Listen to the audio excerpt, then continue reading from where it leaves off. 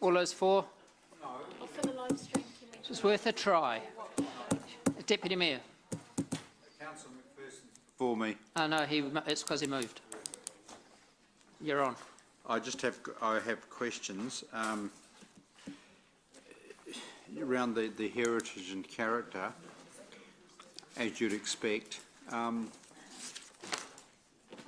In terms of role and advice from external parties, including members of the design panel. So I'm looking at more the issue of urban design and how you blend contemporary buildings with existing buildings. Can you perhaps just give an idea of, through this process, who will be some of our key stakeholder advisors?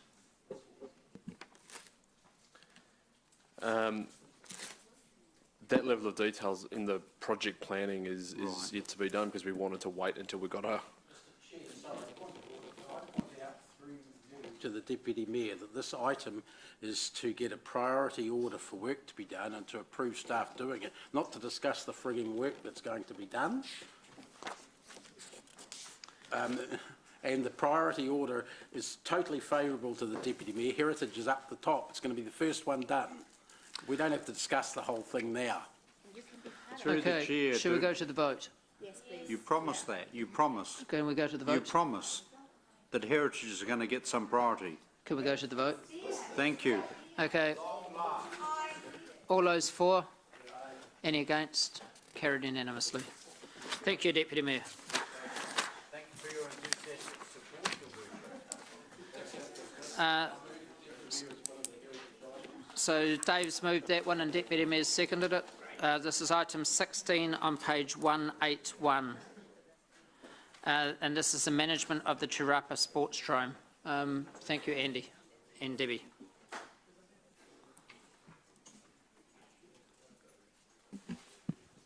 Kia ora, councillors. We take the report as read and happy to answer any questions that you may have. Councillor Robb. Yeah, thank you. I've got two very quick questions. Do you know what it costs for Hamilton City Council to administer the present facility, and can you include in that cost, if you know it, what we referred to this morning as the overheads that get added on to the direct costs? At my fingertips, I don't have the overheads element of it. Maria, you don't have that at the top of your head. Essentially, we make about a $66,000 loss per annum in terms of the running of the facility, Okay. not including those. And the overheads would get added onto that, but you're not sure what those overheads are? Not at my fingertips. Okay, sorry, sir. okay. Could perhaps you report that back at some stage, even by email? Yes. Be quite useful to know. My second question is, are there options at Te Rapa for a head? I know we've been through getting somebody to come in and a commercial organisation to come in and fully manage it and so forth, and reading the report, that obviously didn't have the legs of travel. But are there options for a head lease arrangement by one of the current users, similar to what we've done at the Age Centre and at the Fairfield Hall? We've talked with Puketi Neighbourhood House around the potential of that. They don't think that they have the capacity at this stage, but they would be open to ongoing conversations around what that may or may not look like. In terms of our other regular users, it's not a conversation that we've explicitly had with them, being that they're based as hirers of the space rather than having a permanency to it. I would be unsure what their openness to that would be, but we could explore that through our normal community occupancy lease processes. I assume that Age Centre and Fairfield Hall are working quite well in terms of the new arrangements that we put in place, 12 or 18 months ago, I think now, is it? There's definitely levels of vulnerabilities within that. You know, as council, we have had our long-standing history and processes and relationships with user groups. Transitioning that over to other parties has created some waves. In terms of Fairfield, there's been some particular challenges around Te Whare o Te Ata in the last 6 months, and so we're still supporting them heavily from a day-to-day. Age Concern is a lot more mature in their management of the space. Do we have any others that are running similar to this? I mean, I identified those two because I'm aware of them, but are there other council facilities that run with a similar model? This head lease and... Most of our community occupancies, when we talk about a building, has one provider, in that, and then they manage the ongoing hireage of their corporate spaces or the subleasing to other groups, kind of in negotiation with council. So there's definitely a variety of options. If we think of the settlement centre on Boundary Road, they're a great example of they have the agreement with us and they manage how the internals work. Thank you, Chair. Councillor Dave. Look, question to staff relating not just to the Te Rapa Sports Ground, but that being a good example of the problem I see, the lack of condition, lack of fit-for-purpose nature of the building there, and I'm wondering if this is a problem across the board with built community facilities, whether we have a good asset condition sort of analysis and a program in our LTP going forward to maintain them in the same way we would, say, maintain a road, which, you know, if it gets a pothole, it's filled and it gets resurfaced every so often and completely redone every so often. Seeing how the sports drone's collapsing around our ears almost at times, and hearing stories about some of the others, I'm wondering what sort of work is proposed or needs to be done or is being done in that area. So from a community asset management perspective, the 2015 10-year plan removed our renewal space for our community facilities. So we had a gap in being able to meet some of the needs of our facilities. The most recent 10-year plan has addressed that through our facilities doing condition assessments.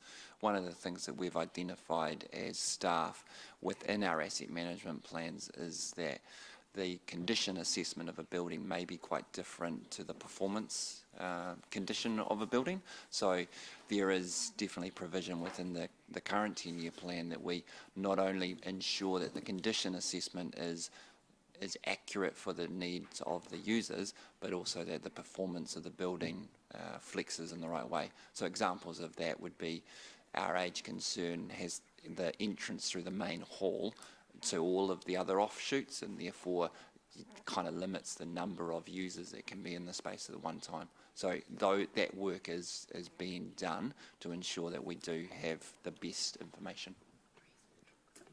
Maria's got. So I think just going on from that, obviously our asset management plans we keep upgrading, so and we'll carry on doing that, and our facilities team and working with Karen and others actually carry out those condition assessments. That'll continue regularly. The fit for purpose thing, I think that's a really good point, and it came up the other day when we were just talking about the West Town Belt as well. You'll be aware that we have to be honest, an eclectic bunch of sort of community facilities, and it's something that we want to look at strategically before the next LTP. So what does the city actually need? You know, what does the community need? And then what's our role in providing that? And I think Te Rapa Sports Drone's a classic where we've got a number of things happening there, and you know, there's always going to be that bit of a conflict between a community house, and I mean no disrespect to anyone, and other sports users. So and that's getting real clear on purpose and what you can actually do in a facility. So I think, as we've alluded to in the report, is that we'll carry on exploring what we can do at the Te Rapa Sports Drone, exploring different models, but obviously we're going to be cognizant of the current users as well. Then how do we accommodate what their needs are as well, and other people's needs, because we're getting groups coming along all the time saying that they need some community, some space and that sort of thing, so we need to assess that. You know, and Paula and I sit on the Road to Turner Recreation Centre Trust for the Peak, and it's mentioned in here that the Peak's had a look at this, and that's a really good model where Liz and the team could actually, if you got the right aggregation of who uses what and the right facilities, then something like a trust like the Peak could actually run the Te Rapa Sports Drome if you sort those conflict issues out or those challenges. So I think that's about carrying on that conversation with all the users and how do we actually... What about the fit-for-purpose nature of the building? It strikes me, for instance, that it would be a lot easier for a group like the Peak Trust to run something like the Te Rapa Sports Drome if it was totally up to scratch and fit for purpose and wasn't sort of having equipment and breakdown and lack of storage, just wasn't sort of working for the, they would be more inclined to take it on. Yeah, perhaps, and it'd be Yep. more cost effective for an outfit like that to manage it for us. Yeah, absolutely, and we didn't say it in the report, but the trust from the Peak is still interested in the future, and actually that's part of the conversation, obviously working with Jane and the Community House team about how do we all work together to get the best ends for everyone, but the Peak Trust is still interested in potentially operating the Te Rapa Sports Drome in the future if some of those constraints, which are there for a whole bunch of good reasons at the moment, victim of circumstance, could be removed or actually, and there'll have to be a bit of innovative and, lateral thinking about how that happens. But you're right, making sure that the maintenance is done and that the facility is kept up to scratch. And to be honest, sometimes you have to upgrade and modernise as well. We've all talked about the floor, and I think we've got some money in the budget in a few years' time for what we're going to do on the floor in the Te Rapa Sports Drome. So, and that will provide longevity for its use and actually get better use out of it, in my view, probably from a sporting sense. And then we need to think about, obviously the community house as well. They provide a really good function there. Yeah. So will there be a program of condition assessments that are going to come back to us? So the new council say, I'm not quite sure what's happening there. Will we see these are all our assets, and here's a thumbnail picture of their situation, the community assets? We'll give you the higher level thing. It'll be part of upgrade of our asset management plans coming into the next LTP. And then, like I said, as part of that review of our community facilities, then we'll give you the big picture without getting into all the, the every asset component and that sort of thing. So we're comfortable to do that. They're talking with Maria. Has he stolen your thunder? Yeah, so we've started discussions with Emily and the team to pull that piece of work together, and we are expecting to have that plus the capacity and demand for the next LTP. Thanks, Lance. Okay, we've got a mover and a seconder. Yeah. No, we don't. Okay, so do we have a mover? Yeah. Councillor Dave, seconded by Councillor Siggy. All those four. Right. Anyone want to talk to this? No. Any against? Carried unanimously.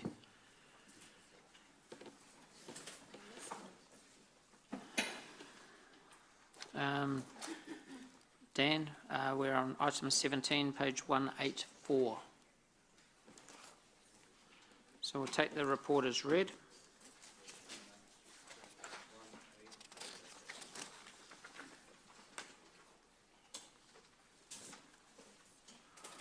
Councillor Siggy. Couple of small questions. On page 189, notifiable events, there have been no... I just want a clarification on the timing. Was it 1st of November 2018 to 31st of January 2019? Because there's no date on it. Lost time injuries. Yeah. Yeah, the notifiable events for this particular reporting period were between 1 November 2018. 18, so yeah, no, I just want to clarify that one, thank you. And the other question I've got on the next page was, and that's probably my technical no knowledge, on page 190, you're talking about RTTs versus, and I'm just checking, because you're talking about, that's on number 2, on the right side there, site visits, emerging issues.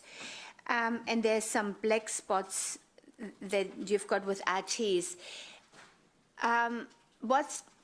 This is sort of a question. What's the difference of using an RT or mobile phone? Is that I understand that there would be different frequencies in terms of how they operate, but what we're finding is we've got a few black spots with the RT system that we are using. Yeah. And so we're not able to track where those people are at that time. So that's an emergent issue for us, and that's currently working with our stakeholders in IS to get to the bottom of that and correct that. so you can correct it by them using, instead of RTs, cell phones? No? Is that a different, there's a different, I think the challenge is that we're identifying those black spots as we go forward, but you don't necessarily know you're in a black spot. So okay. we're working through a map of what's a black spot and what isn't, and certainly cell phones are available to be used at as a that time as backup, well. basically, at the moment? Okay. Okay, thank you. That's all. Okay, moved by Councillor James, seconded by Councillor Leo. All those for, any against? Carried unanimously. Leanne Jordan, Democracy Manager, review of standing orders, page 196, item 18. Thank you, Leanne. Sure. Yep.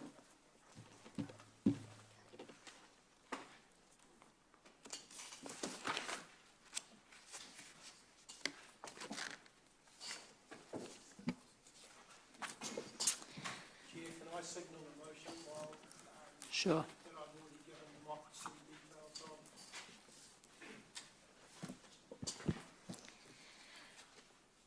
Right. Thank you, elected members. I don't think this item needs a particular introduction. I know that you're aware of it and that we've been working on this for a period of time. I would like to note a few further changes to our recommendations that I'm happy to make. You may not be, but I'm happy to make based on elected member feedback received since the agenda went to print. So with your leave, Mayor Andrew, I'll just note what they are so elected members are aware. On page 29, which of attachment 1, it's the same, isn't it? Yeah. So can you call out that number? Yeah, so it's page 227.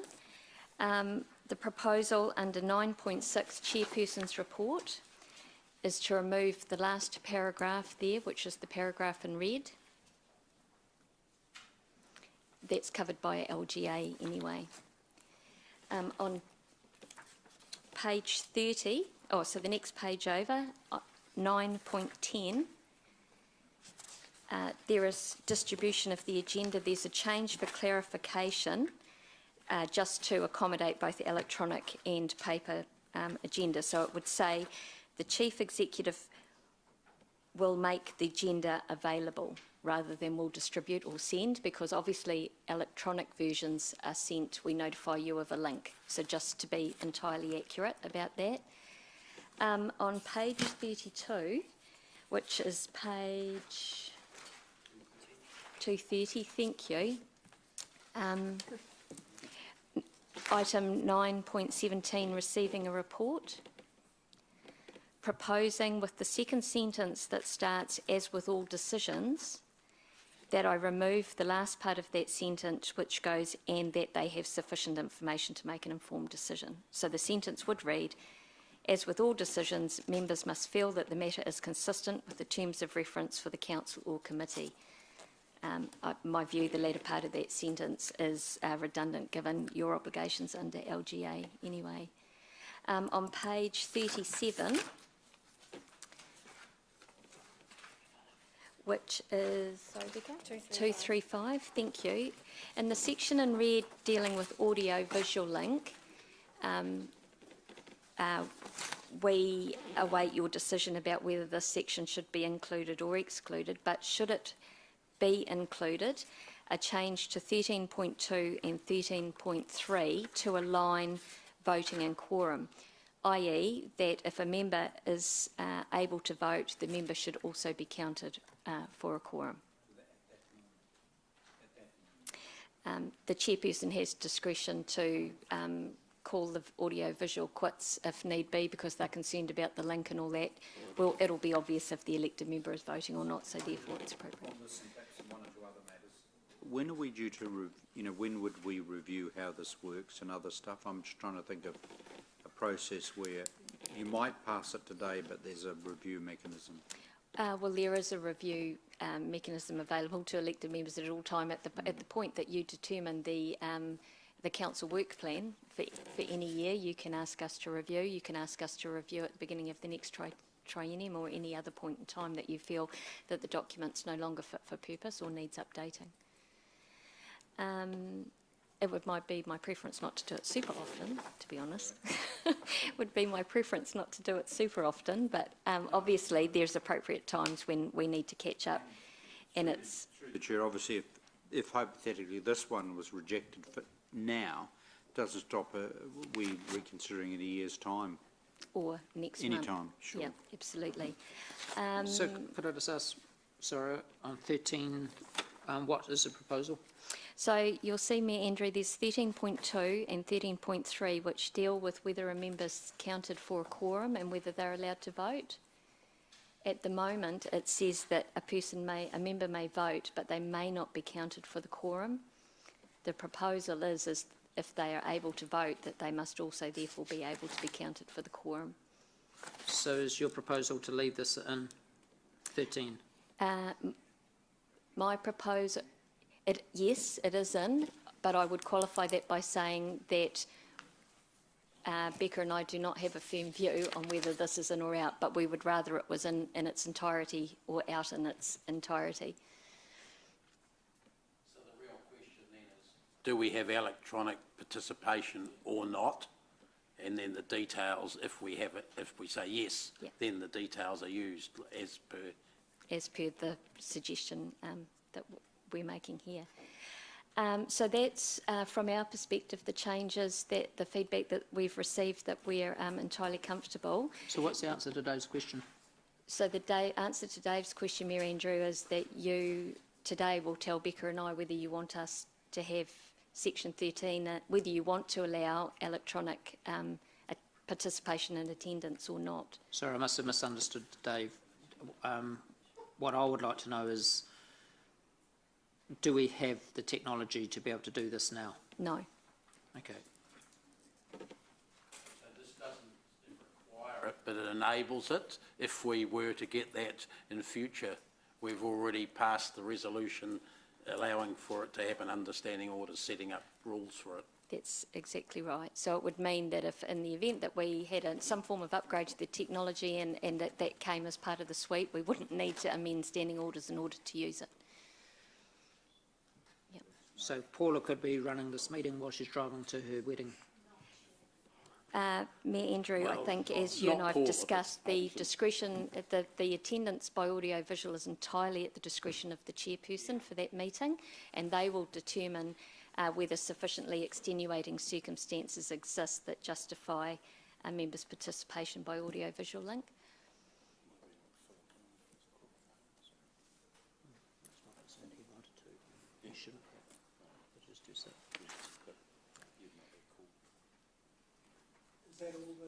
So, thank you, Councillor Pascoe. From our perspective, that's the changes we're proposing. You'll be aware, because the way that we've set out attachment 1, that we've also put the bubbles out the side for those other matters that elected members have raised that we may not have had a clear view about whether to include or not include. We were seeking your direction on those. So we're happy to take questions on those or any other matters you might wish to raise.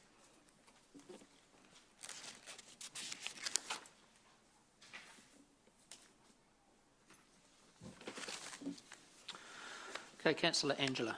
So just on process, I have got some questions, but if we want to put something that's out on the side in is it best that we do, if we sort of just list them all, and then if councillor Pascoe, and I'm happy to second that, and then if it's best to take them individually and vote on them individually, that's probably the best way forward, isn't it? I think that would be We sort of chuck them up easiest, on the yeah. list in the motion, and It if would there's certainly some be ex- easier for us as the if Secretariat there's some to approach it exceptions, that we way. deal with them, okay.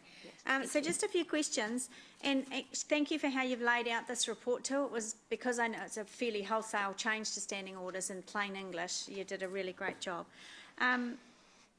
When you looked at other councils' rules around meetings, was there anything that you came across to help them manage question times and the lengths of question time other than at the chair's discretion? Because it is at the chair's discretion.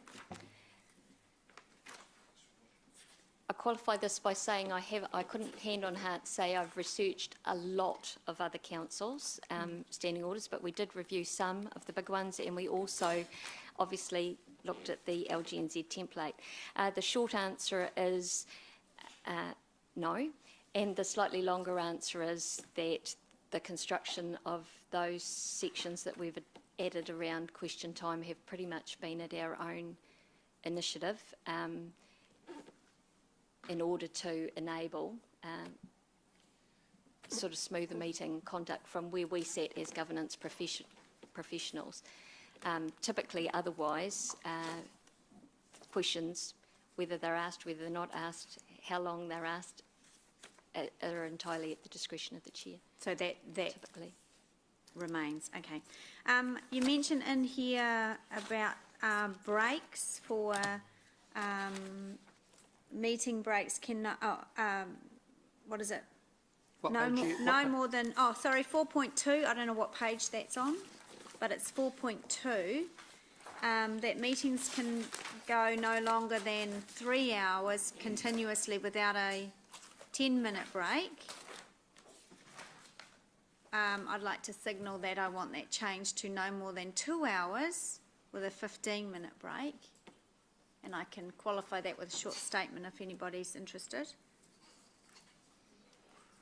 So that would be a change to 4.2. So we do regularly go over the 2 hours when Well, we're I'm finishing a asking that paper we or something? don't, no. And we can vote on that separately, and I might not win, but that's what I would like to So would see. that require would that leave the door open to a motion being moved to extend it, for an extension, or is that point blank? Not unless it's provided for, eh? It stands as a expectation, as a requirement in standing orders, Mayor Andrew. Any of these things can always be altered either informally with the agreement of members present, or formally through confirmation of the agenda. So if we went for 2 hours, no longer than 2 hours continuous without a break of 15 minutes, we can, the chair of the meeting could just say, look, we're at the 2 hours, people, but let's just finish this item, and we just informally all agree. There's nothing, it's not rigid. No, that's Yeah. correct. Okay, so I'd like to put that up there to change So, 4.2. Angela, can I just test that? So if one person around the table said no standing orders say, does that mean that would I don't think so. override that or not? No, at that Yeah. point, Mayor Andrew, you would seek a majority view, so you Okay. would put a motion. Yep. And look, the only reason, just to qualify that, the only reason I want to do that is because I know we start meetings at 9:30, but the staff don't. The staff have often done at least an hour and a half's work. When, in there somewhere, it says meal breaks should be 45 minutes, minimum 45 minutes. When you say meal, do you mean lunch and dinner, or do you mean dinner? You do No, we mean mean lunch and dinner. Okay, great. Sorry to interrupt you. Yeah, no, that's okay. Process-wise, could we not work our way, so to get It'd be easier. Could we work our way through the sessions? Yeah, and, it's probably easier, eh? Deal with those motions, and then people have got prepared things, and I would ask her as well.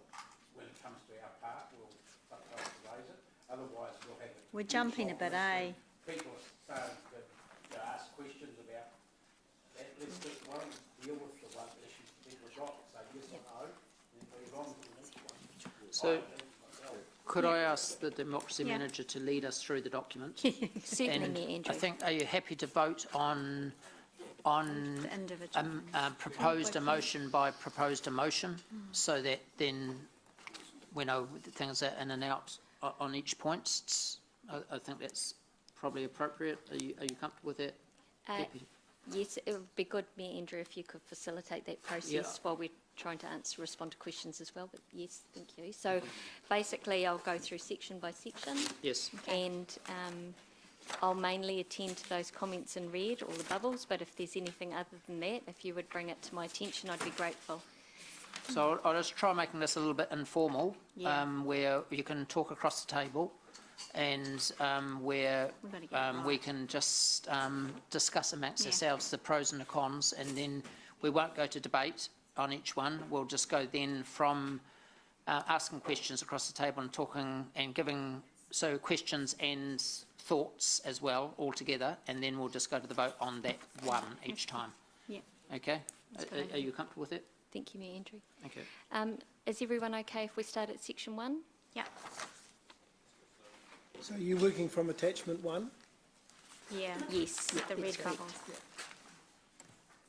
So what page are you on there? We just do it by So section, we'll just go for the changes that you've got highlighted, I think, is probably the We'll never get to that appropriate way to do it. Okay.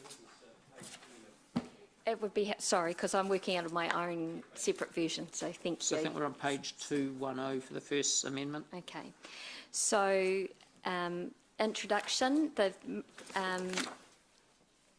that's been plain languaged and rewritten, so there's no substantial changes there.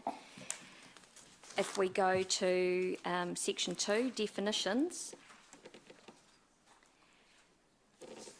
the reference to electronic link is just a note to us to take that out if in the event we don't have section 13. We have under the definition of member, which means effectively any elected or appointed member, wanted to acknowledge Māngai Māori. So that's been included there. On the following page, petition, you'll note that we've increased that from 100 signatures to 150. That was essentially to retain proportionality as the population has grown. So if anyone wants to raise anything while we're going through, this is your chance to. Why don't we just do the headings rather than going into Oh, great. Thank you. I do Perfect. think, Dave, we need to look at each change because somebody's put it up, so some. Yeah, but they can, days to look at. yep. Just, We'll need to move an extension past the 8 hours if we bloody go through every individual item. Oh, excuse my French. No, well, it's actually a very good reminder, Councillor Dave, because Mayor Andrew, I think we probably do need to move a time extension about now. So I'll move, 4:30. seconded by Councillor Dave. All those for, any Half an against? hour. Thank you. Carried. Okay, so general matters then, which is section 3, starting at section 3. Does anyone wish to raise anything in section 3?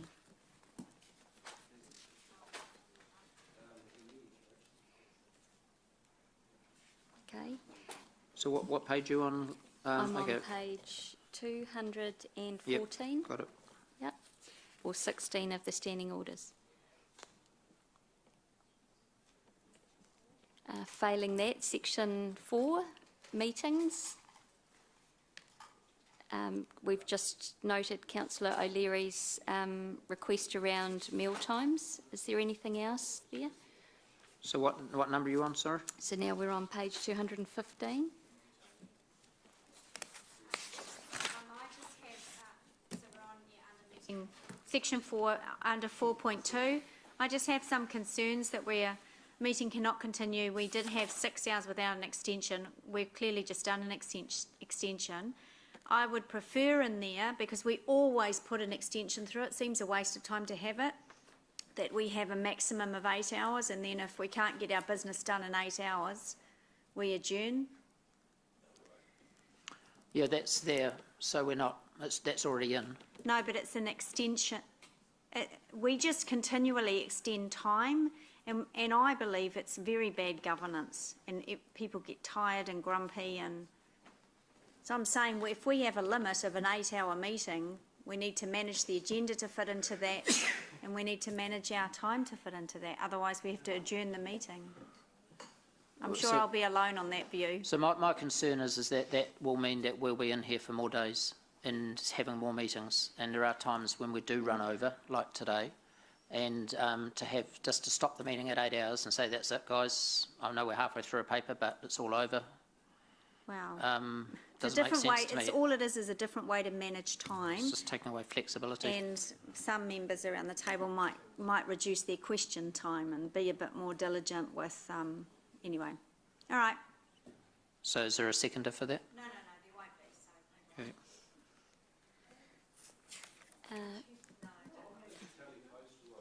What Angela's saying there, or we inform what Councillor O'Leary is saying over there, is because, you know, we have had ridiculously long meetings, especially during the 10-year plan stuff. I mean, maybe 10 hours or 11 hours or whatever it is, but I think there does need to be a time. So those open-ended ones that are... Oh, you mean you agree with me? I'm agreeing with you, that's what I'm saying. But I'm not sure about the 8-hour length of time, maybe, but if there is a limit of time, I think that it's worthy. I mean, if we're going to be maybe this, maybe that there, I mean, Angela was definite. She doesn't agree with it going past 8 hours. That's the suggestion. So if you either agree or disagree with that, it seems to me you can't sort of agree with the principle but be unsure of the detail. That doesn't help us make a decision. You're right, I either do agree or disagree. I'm just not sure which one. Your name's not Martin. Yeah, okay, move on. Okay. Okay. Yes. Yes, we did. Okay, section 5 then, appointments and elections. So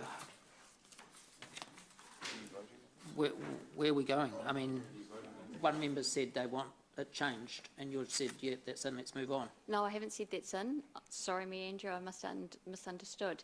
I'm happy, I asked for you, if you're satisfied that they're the changes proposed for that section and you'd like to seek majority view of people around the table, otherwise, unless I hear something different, I guess I'm just going to keep moving through the document. So are we staying with what's in the report now? Okay. No, Yeah, I don't want to cause a vote on everything. If the grumblings are, oh, nah, then... It would be really helpful for me, Andrew, if an elected member has proposed something, that you could test to see whether there's any support or not. Elected member like Angela's done, I think perfectly fair, she's not getting much feedback or support. Yeah. So she's saying, no, flag that, let's move on. Yeah. Yes, And then it doesn't go in. Yeah. absolutely, but what I'm querying, Councillor Davis, the earlier point that Councillor O'Leary made about the 2 hours in the meal break, so we're capturing that one, is that right? Oh, but I thought there was grumblings that there wasn't, yeah. And this is why I'd like to clarify. Yeah. Can I mean, no meeting sit for more than 2 hours without a break. You're proposing 3 hours without a break? Well, you're 3 hours versus 2. That's right. Yeah. I mean, I think the 2 hours is a little unrealistic, personally. So it's 9:30 to 11:30 or 9:30 to 12:30. It's just that there are times that we do Oh, run no, over I to get a understand. paper through so we can go home early. I understand, but it's revolving around us, and my position is that staff can turn up here before a big meeting at 7:30, so they've gone for several hours, then we walk in at 9:30. So what might be 3 hours to us could be 5 hours to staff. Well, Without a break. through the chair, I'll ask city governance to give us a view, because obviously the way she or he in her position would structure that around shifts, how does that work in reality? I can see it's a genuine concern, but I'm just wondering what the reality is. In practice, in practice with the agreement of members, virtually anything can happen. Yeah. I think if you are endeavouring to recognise staff, then yes, 2 hours would be good. How about 2 hours without a break of 10 minutes? Is the compromise. Thank you. Works for us.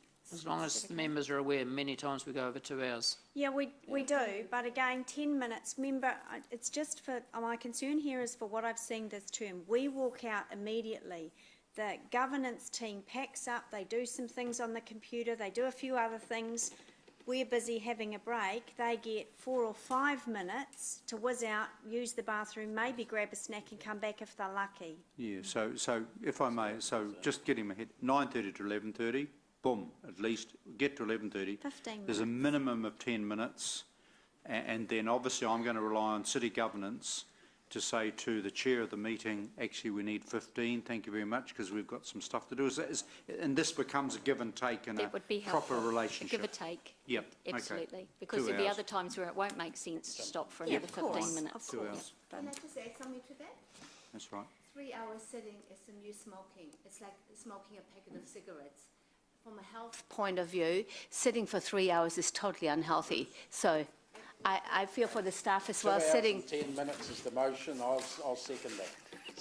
Thank you, councillor 2 Dave. hours. Right, moving right along then.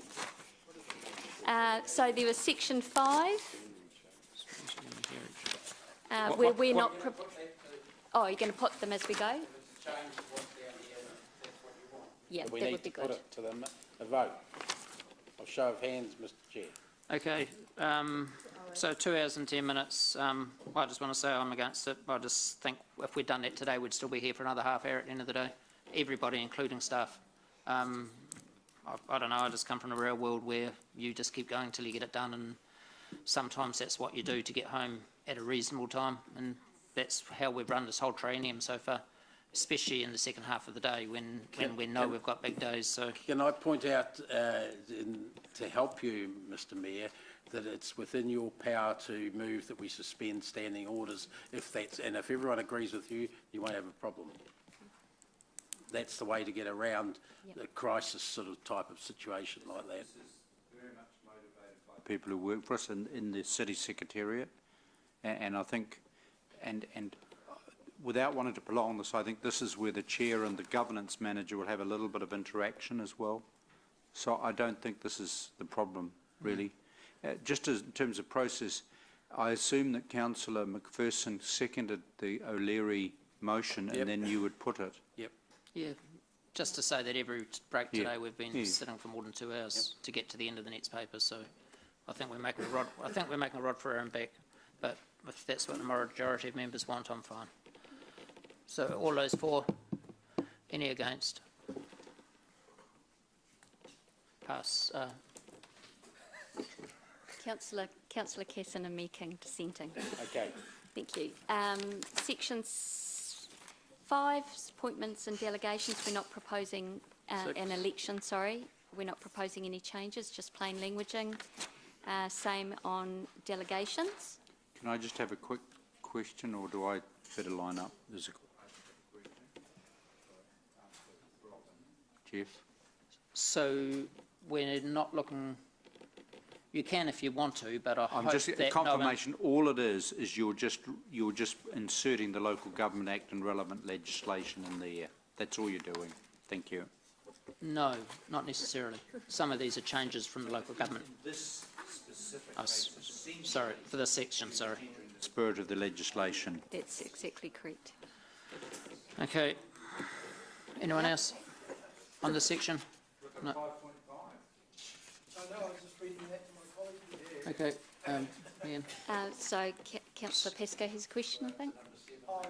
I had originally had some questions before we moved to this method of caucusing, so I'll wait till I get to the relevant section.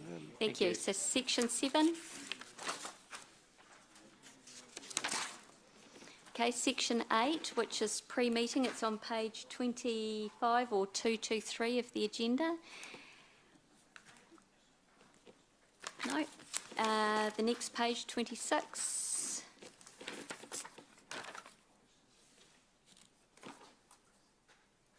Section 9, which is meeting agenda, on page 28 or 226. Yeah, look, I've got a question on 9.6, I liked those yellow words that you had down the bottom about a chairperson's report must acknowledge, and I'm just questioning why you've decided now to remove that. The reason I liked it there was that it did give clarity around what a chairperson should not include in their report, and I thought it also strengthened the hand of the CE should the CE wish to convince a chair to withdraw or change a report to fairly reflect, I think, what is intended in 9(6)(1) and 2. Thank you, Councillor Pascoe. The reason I'm comfortable with removing it is it's largely redundant in the sense that standing orders already cover the situations for revocation. Also, they now also cover the obligations of members not to unduly criticise an official position of council in their debate, and it's also covered by the Code of Conduct, which you now note is an appendix to the standing orders. So whilst the inclusion of this wording draws particular attention to it, I think it is already covered sufficiently in the document and your obligations under the LGA, and Just given the size of the document, though, and its complexity in places, I just thought that that particular paragraph was a good reference point, even though it might be duplicating something that can be found in various other parts of the report. It was just there as a good sort of guide. Clarity or guide, yeah, a guiding point. Leave it. Lead to situations, especially when there has been conflict about other issues, where individual councillors will pick on chairs' reports and try and litigate procedurally whether they should be allowed to talk about an issue, and you'll have a whole lot of debates about inconsequential stuff there. It's clear it's the personal viewpoint of the chair in relation to items that are coming up at the meeting. And as explained there by Leanne before, to be that prescriptive means you might as well not have a chair's report. I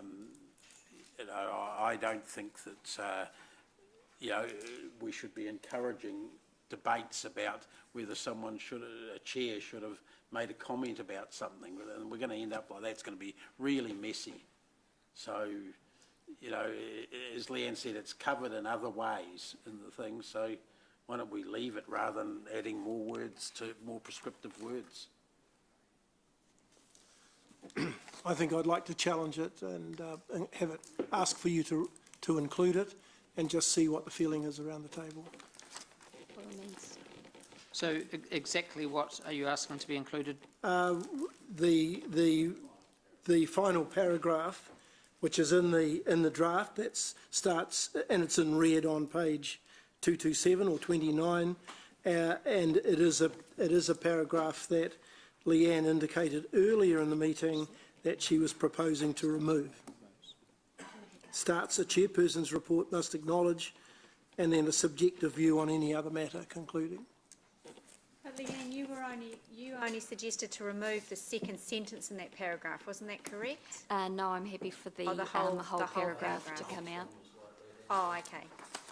Okay, so has anyone got any other comments on this to make before we put this to the vote? Yes, Councillor Ryan.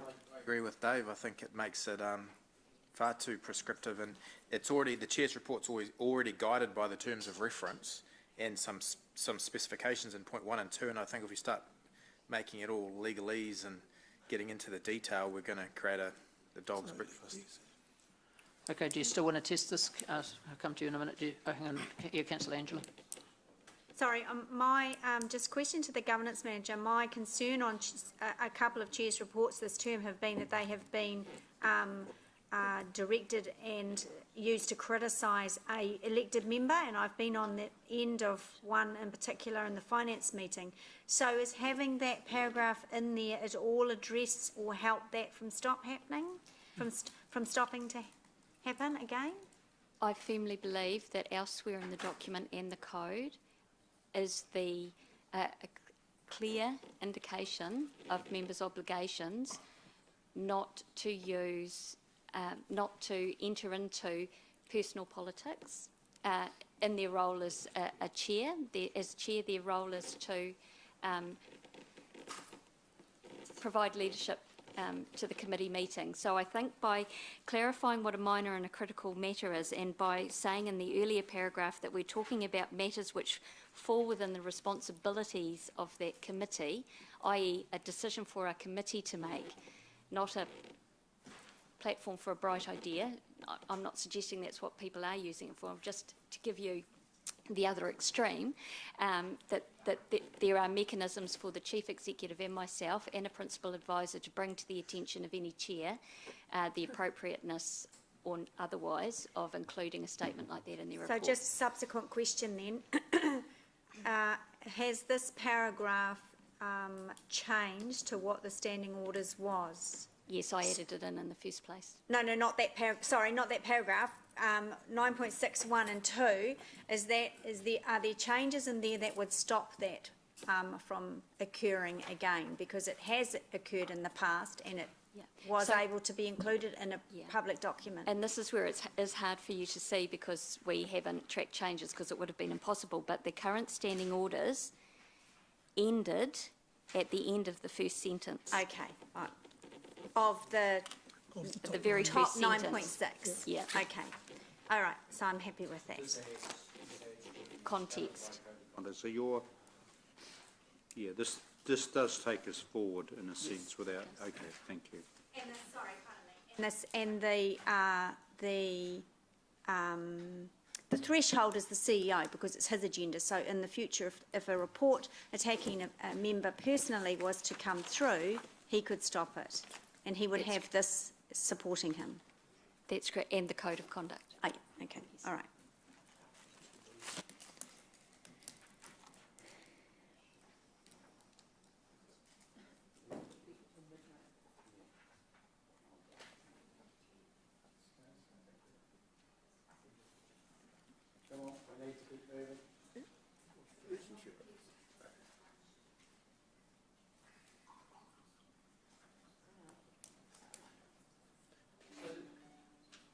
So I'm just making sure I'm lined up with Leanne on this. So, so on page 29 at the bottom, that last paragraph, Leanne's proposing that it comes out. If you want to test it, do you still want to test it? Well, look, in the interest of time, I haven't got a seconder yet. So is there a seconder? There's only two members who have spoken, three, since me, and two of those have indicated that they don't support it being there. So if it's got no legs, then I'm happy to go with where the interest is. So do we take it, Leanne, that it's coming out anyway, even though it's in there now, and we don't have to vote on that? Okay, thank you. Carry on. Are you sure? It's on the next page, Leanne, the public availability of the agenda. Now we get the agenda 3 days beforehand. It's available to public 2 days. In that 1 day, is it public or is it not? And if whichever way we come out, can we make it a wee bit more clear in here? So a lot of this is around how we understand the word public. So at the point that you receive the agenda, open agenda items are public information. Right. We make the document available to the public 2 working days, and the reason for that is so that, given the size of the agenda, elected members have the opportunity to read, review, ask any questions that they might need to feel somewhat, have a bit of a heads up and inform themselves prior to any contact by the public or the media. So to make that a wee bit clearer then, should we just say it is public rather than available? Because it's a little bit grey, isn't it? Because if a member has this in front of them and decides to spread the word around, and it will still have the same effect of catching other members on the hop or not having enough time to prepare. Because I presume the intent of this is so that we get a slight heads up, we can make better decisions in clarity. So I understand what you're saying, Councillor Bunting. My response to that would be that because it is public information, if elected members choose to share it, they either want to discuss it with someone in the public or bring it to somebody's attention or otherwise comment on it, that's entirely your responsibility. and right. If my role is to provide a good governance environment, and so to that extent, I would prefer to give you all a day's grace. Yep. Rather than putting out sometimes what is a 600 or 700 page agenda at the same time that we make it publicly available. But we're in your hands on this matter. So would it be clearer just to say it's public with 2 days to go, rather than public with 3 days to go? So We could change it to say, if you're happy to leave me to work on that wording, we could reference it as public information. It's just a little bit grey, and I wouldn't want anyone to fall Yep. that trap, but I'm happy to test it with the room. But Yep. Well, if everybody else is happy with Thank you. that sense check, yep. Yep. And you're Thanks, happy Lee. to just leave that one with me? I understand the intent. I'll find the right phrasing. yeah, appreciate that. Thank you. Thank you. So paragraph 910, Chair, is the one I put forward in my motion, which is to move the meeting agenda to be increased from 3 working days to 5 working days. And I would like that to, that's appropriate that we discuss that now. You may recall, Chair, that I asked Richard back in January if he could investigate that within the organisation to see what the mechanics would be of that increase. I understand that Auckland Council has a 5-day minimum period for distribution of their agendas, I am not sure how far that review that Richard was going to undertake, how far that's got. Certainly no one has got back to me since January to inform me of that, but I would like to test that particular change. And the reason I think it's appropriate to do so is that this agenda thankfully did come out 5 working days before the meeting. But No, it didn't. No, it didn't. 4 working days. No. 3, okay. And I mean, it's... With the weekend. I work on the weekends, I always have worked on the weekends. But, you know, there's 400 pages of pretty solid stuff here. We got 1,500 pages for the annual long-term plan, and we only had 2 working days for that. And I appreciate the issues within the system to get those kinds of reports out. But there's been an awful number of reports that we have not had sufficient time, complex reports that we have not had sufficient time to fully read and become informed, and to be able to caucus with members of staff and so forth to clear some of the queries that we might otherwise. So I think there's some really solid reasons why 5 days would be more appropriate than the 3 days that we currently have in the existing standing orders. So we will obviously include your majority view on this. Without speaking on behalf of the organisation, I'll leave the acting CE to speak to that. Governance team agrees that more than 3 working days is required in order to enable a best practice governance environment. So we would be supportive of a change like that, recognising though, and I've had these conversations with Richard, and he too understands the motivation for it, that it does require some adjustments internally within the organisation. And I don't know, do you have any other comment to make, Lance, on this? No, I think Leanne's made the comments. From a senior leadership team point of view, we think it's a fair request. You know, if you're talking about, and we were cognizant of the feedback we got around the annual plan, and then obviously LTP last year too. You know, the documents are significant, and obviously, you know, it's a key part of what we do as council. And you know, not all of us, you know, work 20 hours a day, you know, reading documents and things like that. We've got other commitments. So what we'd have to do is just, Richard and I have talked about this, just adjusting what we do internally with our timeframes, especially probably around those key areas. And even we'd probably have to look at Jen's area too, just around some of the agendas around plan changes and things like that, which some of those could be quite meaty, and there could be quite a bit of reading material. So I think, I think maybe annual plan and LTP, definitely the 5 days. I think the other things we'd probably need to have a look at and review that a bit later on. Would electronic distribution, which is what is being mooted at the moment, you know, through one of these software packages, would it help, be beneficial to the organisation in terms of that distribution time? The distribution, I mean, it will enable, it will make things a little bit, it will be simpler electronically. The time really isn't so much in the distribution, although it will probably save us a day, half a day to a day in terms of agenda preparation, not having to do a paper copy.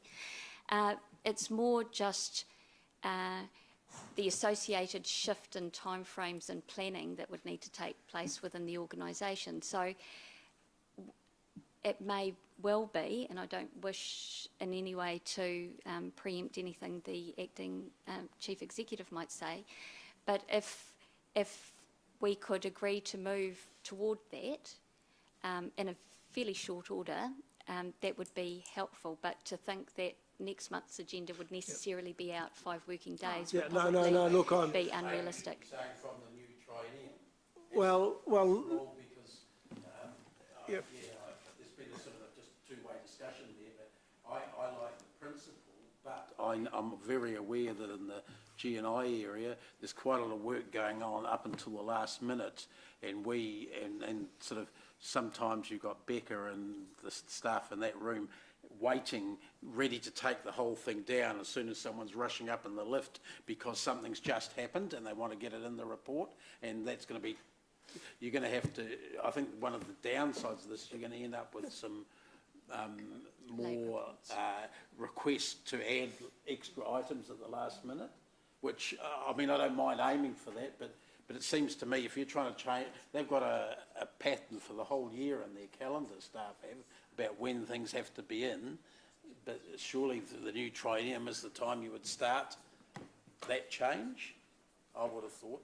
Yeah, I actually, just talking to Sean, I think that's a sensible idea, because then once we get the new triennium, we'll know what committees we've got, whether we've got task force or all those sorts of things. There's quite a range of things, and I think it's a good point around some of the agendas which are probably bigger than others as well, and we need to be cognizant of that, and especially agendas that probably have a lot more moving parts on them because of, you know, dealing with government and a whole bunch of different things like that. So it would actually give the organisation a bit of time to actually really adjust to that, and then we basically have to look at our whole work programs, and we have an internal calendar too, which is quite complex. So that would be my preference. Yeah, look, Rob clearly doesn't listen to my debate because I've been talking about this 5 working days for 10 years now. So I suppose if I have to wait till the new triennium, if I'm re-elected, then I'll wait. And I appreciate, so I'm fully supportive of 5 working days. When you look at just a couple of weeks ago, particularly when we have a finance meeting on the Thursday and a committee meeting on the Tuesday, 3 working days to read a finance committee agenda is Monday, Tuesday, Wednesday. One of those days is a full committee meeting, and everybody's calendars are busy with other things anyway. The problem, my main problem with this is, while I appreciate staff schedules, it is a scheduling exercise which can be moved. The only mechanism we have in this chamber to make decisions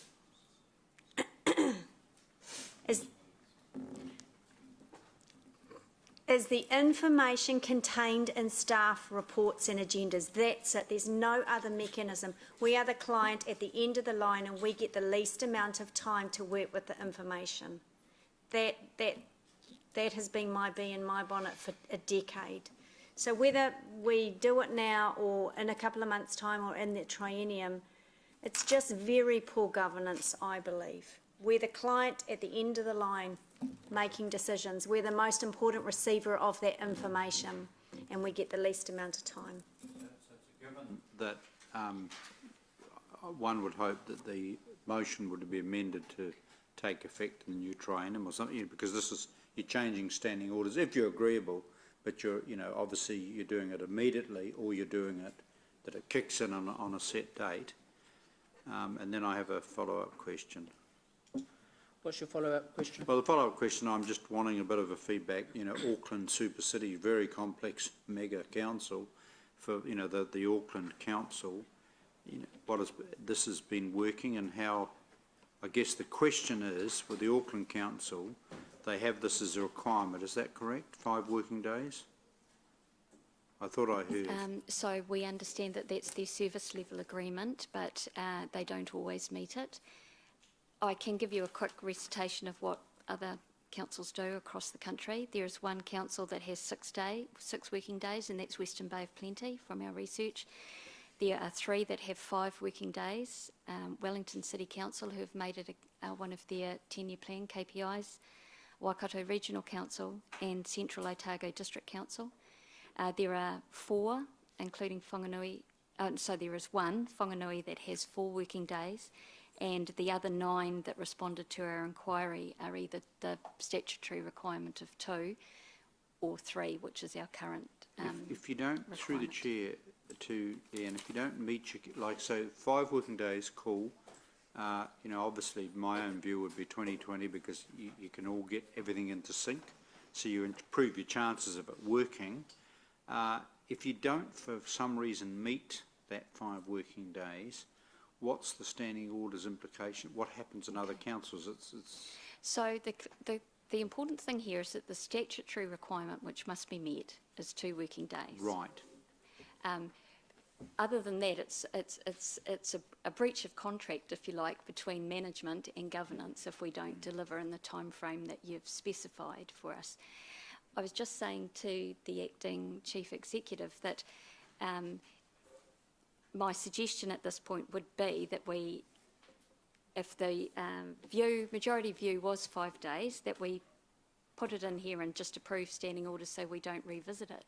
But that we also note for the record that through the rest of this triennium, you'll just allow us leeway where we can meet that time frame, and particularly around annual plan and big agendas we will, and that we will try and adjust, because as Councillor Dave says, and as Lance has alluded to, there are just some other time frames for the subcommittees and task forces that build up that we'll have to work our way back slowly to shift everything I don't want to be forward. pedantic, and I totally agree with that. That's So cool. there is but the no- ability me of a difficult member to challenge because of standing orders. Say you've got a report out, Yep. 3 days, not from 5 days, and I decide to be smart and whatever, and use standing orders and challenge at a meeting. How does that work? Does the chair rule or what? See, this is because in there it's standing orders, right? Yep, so you would note to the chief executive that there was a breach, and the chair of the committee, that there was a breach of the standing order. And then as a committee, you would decide what you were going to do about it. But as I'm sure you appreciate, I think staff without exception endeavour to, and we recognise that we don't, we recognise that sometimes we don't always meet timeframes. Sometimes it's us, sometimes it's because there are extra governance matters that staff need to address. So I think if the majority view were tending towards 5, my recommendation would be that we make the adjustment, but we note for the record Well, can we that hear it's from other... best efforts. So hang on. We don't want staff to put words in their mouths, so can we hear from elected members? I know there's other people who want to Very talk. helpful, And I've seen, like Dave has, this huge stress that happens on that 3rd day and on the 12th hour of, coming in. And to be pushing it out from 3 to 5 is really putting pressure back on staff. And I know how Richard feels about this. He certainly doesn't want it. Where I'm heading here is, can we compromise and go to 4 days, which is 1 extra day? Well, it's sort of a compromise proposed by Lance and Leanne anyway, that it's phased in over the next 7 months, really. Yeah, but can we phase it into 4 days, not 5? Because For a while, I wouldn't mind having a crack at this, eh? yeah, but I'm just No, trying. you don't have to wait. Everyone jumps in. That's So- what the rules of Okay, well, in that discussion. case, why don't we start it, do exactly what Leanne said, because I want to push back on that let's wait till the next election sort of thing, because it's a long time. I mean, we're trying to make decisions for this council here.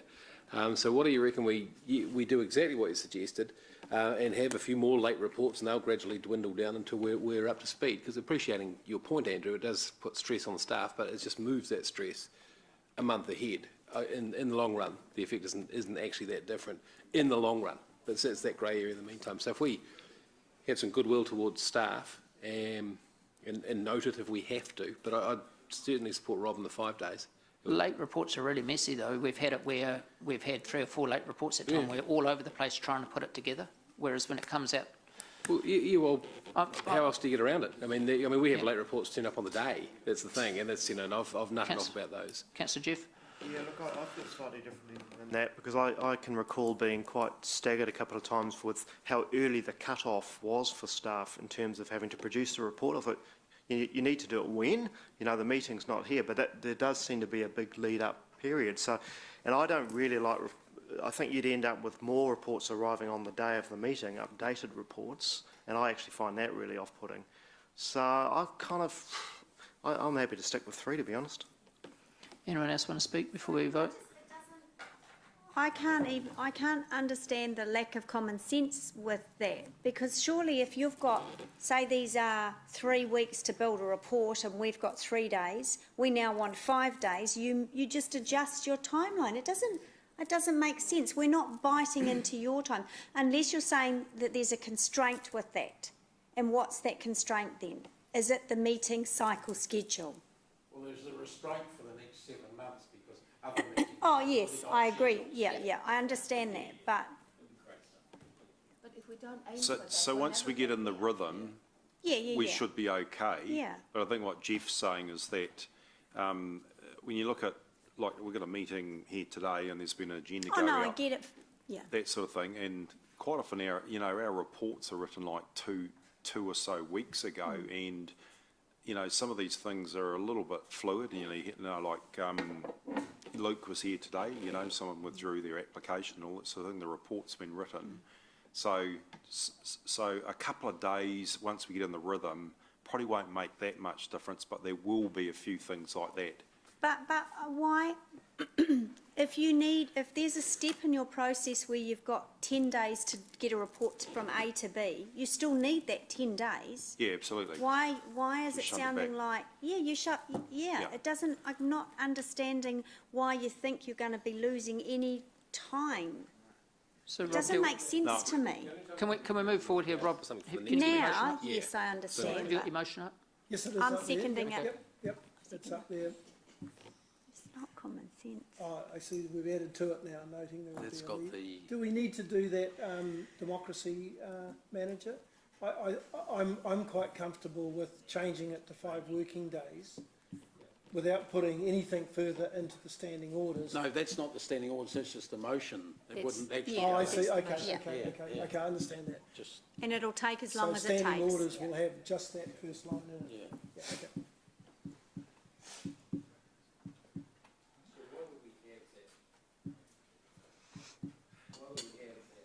Yeah.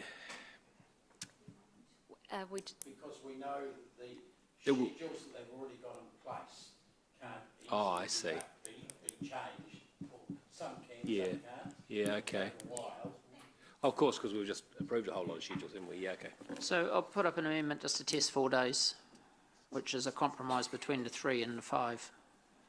So is there a seconder for that? Councillor Ryan? Okay, so we'll go with the amendment first. So all those for 4 days, or the first one.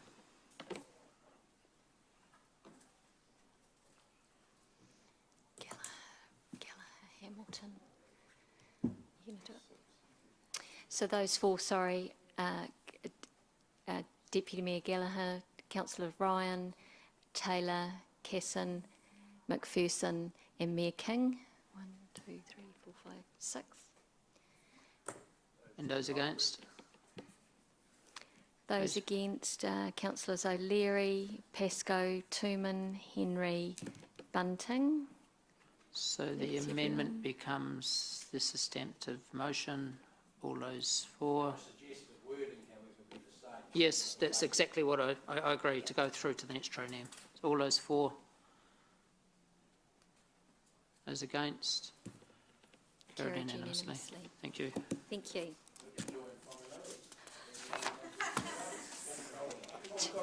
Two River Cities, yeah. Right, so anything else on section 9? Otherwise, we'll move on to section 10. Okay. Nothing on section 10. What about section 11 or 12?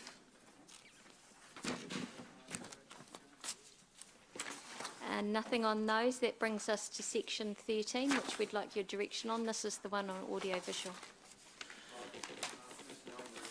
Of this, I think it's something we should try. You know, we're moving with the times, and a couple of weeks ago it would have been useful for me when I was hiding on a boat from Cyclone Oma. I could have participated in the council meeting with a pina colada in my hand. But seriously, I think, you know, look, Angela started this, I don't know if it was last term, you know, moving with technology in terms of, you know, live streaming that, and I think we should try everything we can. The unfortunate situation with Philip Young, who at some stages could have participated in council business when he was at home. So I think if a member is sick and at home and is able to participate, I think it's a good idea. Cool. The only question I'd ask, Leanne, is something you said earlier on. If we don't have the gear, we can't do it. But if it's in here, we have to get the gear. No, we don't have to get the gear, but as soon as we get the gear, we could use it. So is it actually in here that once we've got the gear, this kicks in? Yep. We just need to be quite absolute about that. It says provided that, yeah, it references the fact that we need to have the equipment. So it becomes, it doesn't commit us to running out and purchasing the equipment in order to do it. Right. Deputy Mayor. James is actually ironically given exactly the negative, because knowing Philip as we knew him, even though he was terribly seriously ill, if that facility had been available to him, he could have been tempted to do that, which would not have been good potentially at certain times for his health. So I think if we go ahead with this, I'm just strongly advising that we have a very strong chair who tells a member, you are away ill, you will stay away, there's no expectation whatsoever. So I think we have to sometimes save members from themselves, and I don't mean any disrespect to Philip, late Philip in that regard. I do have reservations on this. I will try not to be on a cruise ship. Well, yeah, but I'm interested. Could I just have a, well, yes, and I suppose I will just, if one was on a cruise ship, you'd try and appear as though you're not on a cruise ship or whatever. But if you are delayed by a hurricane, that's a legitimate reason, which was the case. But secondly, seriously, can you just talk about the issue of trial? And because what I'm hearing is we don't yet have. This is enabling it. It's not saying it's going to happen. We've just we don't have the gear. In the good spirit and comradeship, Comrade Dave, we've just heard that we don't yet have the technology. That's all. You know. You don't put a trial in standing orders. You say yes, you can do it. Then it's different decision. There's a different place and time about whether you're going to physically do it. Yeah, okay, Dave, agreed. Okay, stop, Martin. Done. That's where we're heading, if we go with it. So it's not, there's no room for trial here. So do we need to put that a motion on? I just want to just check something here. Maybe we don't. Well, maybe we do. It says we have the right to attend by audio link, and then down on the third paragraph it says the chairman may give approval. So is there a right, or is it up to the chairman? So the rest of the sentence that you allude to, Mayor Andrew, is have the right to attend. The sentence carries on to say, unless they have been lawfully excluded, well, we won't go into that for now, but or do not meet the requirements of the standing orders which refer to the chairperson's responsibilities. At the end of the day, the chairperson has complete discretion about whether or not they enable a member to participate in the committee. So it is a conditional right. It is subject to approval of the chairperson of the committee. So through the chair, ignoring my lovely colleagues, governance, you think this is quite reasonable, and it's a given that it will only come into effect when we have the appropriate technology? Absolutely, and if it gives you any more confidence, I have actually tightened these up from the LGNZ template. They were, the LGNZ template enables attendance by audio only, and I felt that that was perhaps not robust enough, so I'm very comfortable with I this. will accept your guidance, not my colleagues. Okay, Thank you. so this is in. That's right, isn't it, Leanne? This It is is in now. unless you take it So out. does anyone want to move a motion to take it out? No. Okay, moving on. Great. Section 14. Section 15, which is public forum.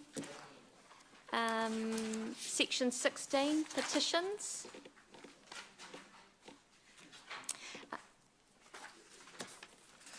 Section 17, which is exclusion of the public, which is pretty much what we're required to do by law. Section 18, which is around voting. Is the casting vote.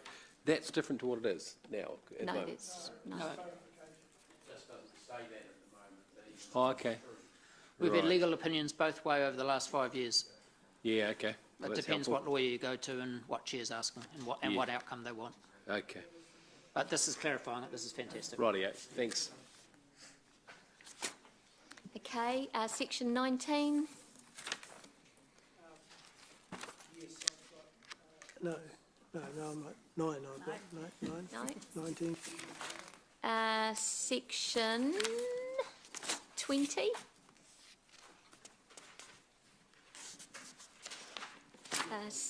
Section 21, we're now on page 247. Section 21, 2, Chair. A motion that went up earlier that in all cases speaking time be increased from 3 minutes to 5 minutes. It's currently 5 minutes and in the current standing orders. The new standing orders is suggesting that it be reduced to 3 minutes. I've got another alternative way of looking at it, because I think it should be the chair's responsibility, if they're judging that time may be an issue, to put it to the meeting at the time of confirmation of the agenda, whether speaking be 3 or 5. I think it, should stay in there as 5, because that enables the maximum, but I think the chair should have the right to put that, and the meeting should have the right to vote in favour of that, which will then go for that meeting, because there are times when we know, sure as eggs, we've seen Gary's list of questions, they're going to go on for ages, and we need to try and restrict it. This is not questions though, No. Dave. This is, yeah, this is it, yeah, okay. But you get what I mean? Yeah, you know. yeah, I understand. So I'm not saying I disagree with Rob's thing, I'm just saying you've got to give some leeway, and it's best to give that to the chair as to whether you... A vote, or would it be the situation we have where if one person disagrees, you've got to go with the standing orders? No, I think go to vote at the time of like the confirmation of the agenda does. Okay. You know, where you juggle things around, and one of the things that you could also juggle is the speaking time available during that meeting. So, Okay. Leanne, could you write that up after this meeting to accommodate what Dave's proposing if we get an agreement? Yes, I can. Can I just double test that I've understood? So the default time limit is 5 minutes Yeah. with Well, adjustments it's better to have as the vote appropriate. time at the Bring maximum. it down. Yeah. Yes.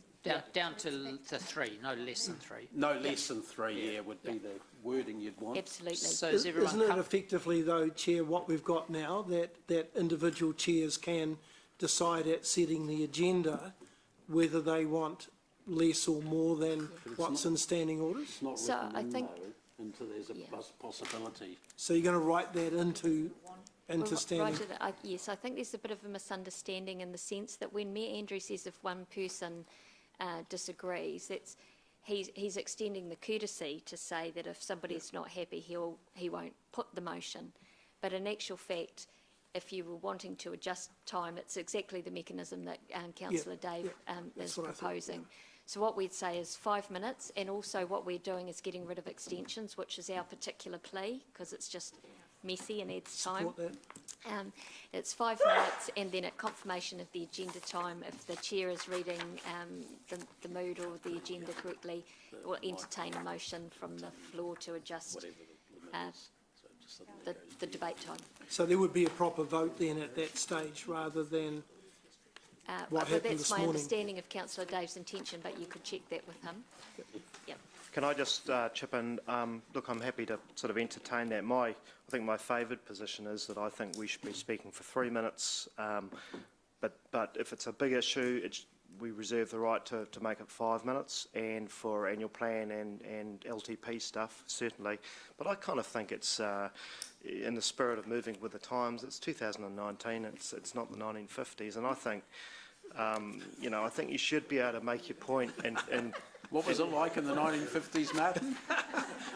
Well, I think you should be able to make your point in 3 minutes, and if you can't, you should go to Toastmasters and sharpen up, because I really think we're trying to attract young people to council. They don't want to sit around and listen to a whole lot of old people talk, repeat themselves.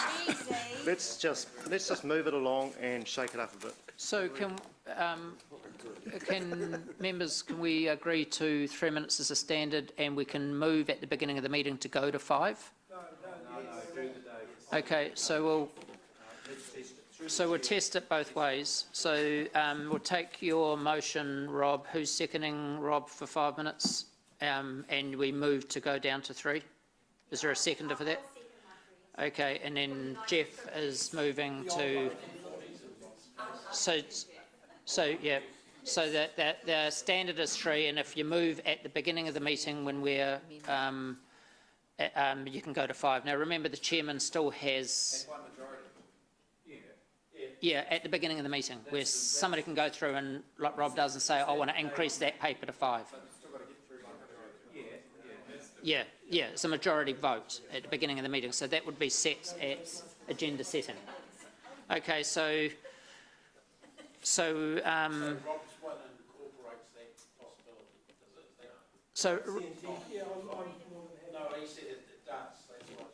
Rob's is 5 minutes automatically, and we vote to go to 3.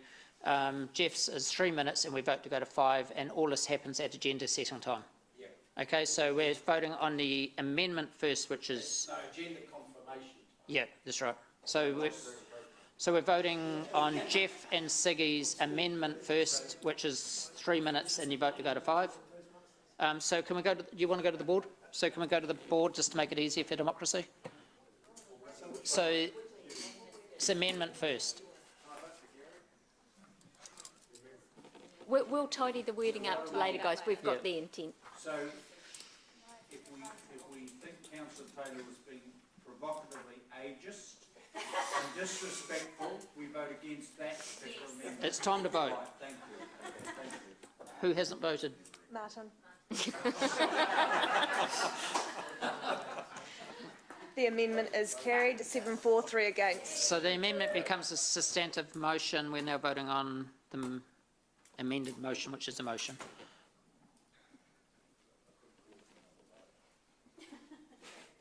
So that's suspended. All right. Martin, could you vote again, please? No, I'm As a substantive I go motion. with the flow because of the You have to vote. deep respect with which Councillor Taylor has delivered his argument. The amendment as a substantive motion is carried, 10-4, 1 against. It is in here. No, it's back pre-meeting, I think. I'll find it for you. It's all in there. Yeah, but on this one, because it's relying on the council to vote on what they want to do, whereas up until now it's been the chair who's chosen that. No, it says it's appropriate. Okay, so where are we up to now? Thank you, Councillor Dave.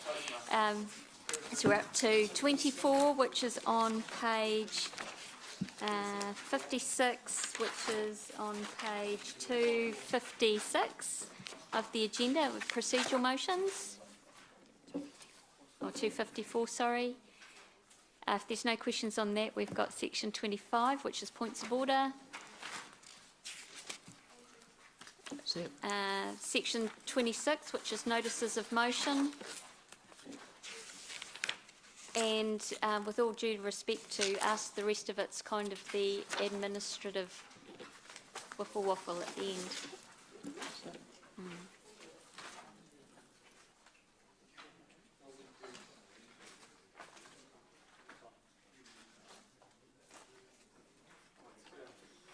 So because it's a biggie. So I just want to point out that didn't come up today was the public forum has been increased from 3 minutes to 5 minutes. So we just want to test that. We'll just find the number in here before we have a final vote on the whole policy. With the cap, I think that if there's so many people, you can cap it. Where have you got it, Leanne? Andrew, just catching up. So it says up to 5 minutes So what to speak what and page? respond to. So Up we're to. on page 40, which is page 238 of the agenda. Whereabouts on And there? 15.1. Okay.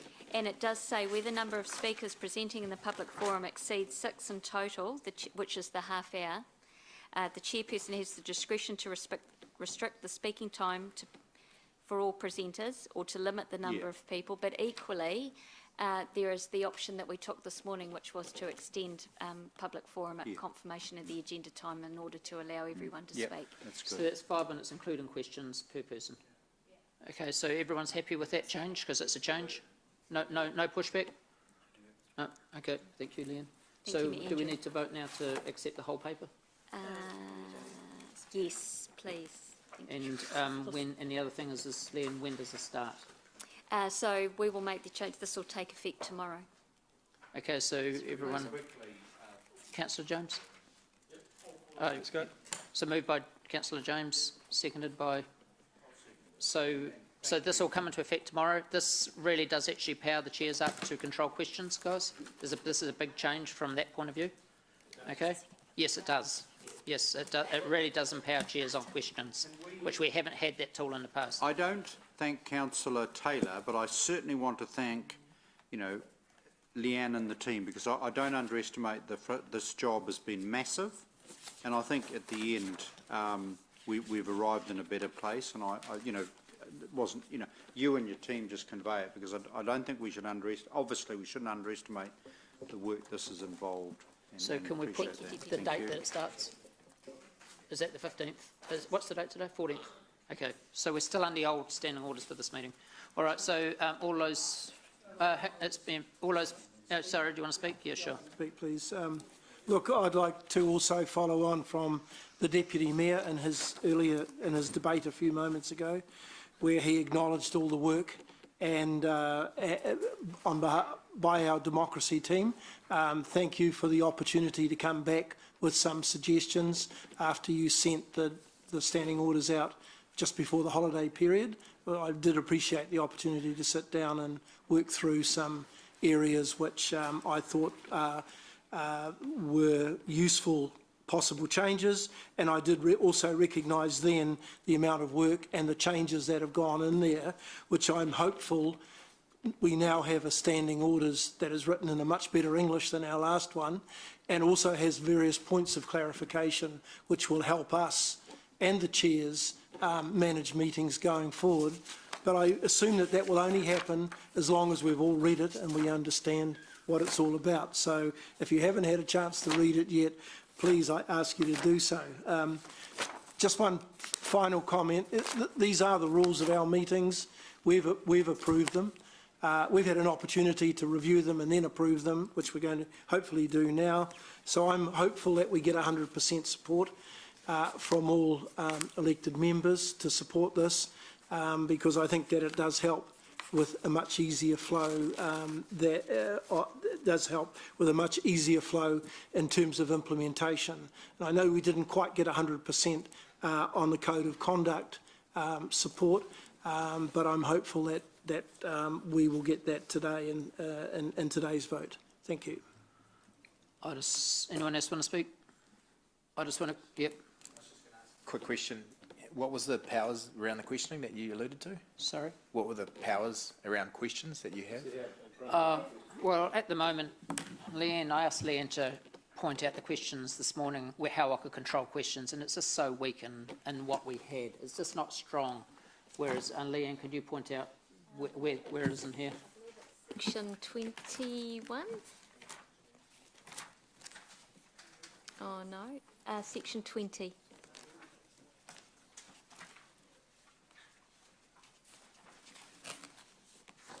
question time. Yes, but it gives the chair the opportunity to draw members' attention to specific wording and expectations around how that would be conducted. Okay, thank you. Okay, I just wanted to thank Leanne and Becca. I went through this and they spent a good half hour or more, probably more, probably an hour with me, just going through and explaining things and going over it. And, you know, I've gone through every word with a highlighter, so just thank you for spending time with me on this to clarify a lot of things that are in here, because you talked me back around and explained why. So, yeah. All right, so all those for, any against? Carried unanimously. Thank you. Okay, so we're now on page 383. And this is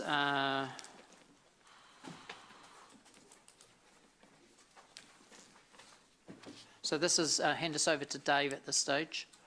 From the Growth and Infrastructure Committee, I will move this with the exception of the item sale and disposal of council land policy. The Mayor's requested that the committee re-look at that in light of the decision we made earlier today about the housing fund, the what do we call it? The community land trust. Land trust fund, because there may be surplus council land that could potentially be used there. So to just withdraw that from the council resolution today, that part, and the G&I committee look at that as soon as it's able to. So whatever wording's needed for that, Becca. So Chris, could you just speak to that from a staff point of view? Oh, sorry. Yep. I'm happy to speak to that.